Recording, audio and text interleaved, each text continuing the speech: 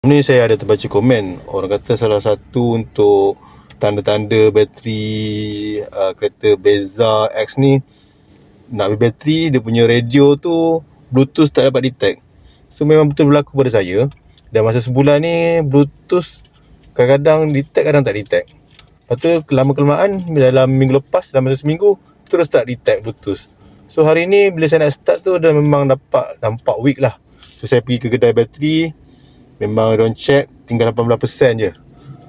So alternator okey, tapi bateri pun dah daripada tahun 2004, dalam masa 2 tahun lebih lah, memang weak. So saya tukar, memang dah detect balik Bluetoothnya. So sebab dah tukar bateri, so saya pairing balik lah. So kita pairing balik handphone ni. So memang betul lah, salah satu tandanya adalah Bluetooth tak detect untuk radio ni lah.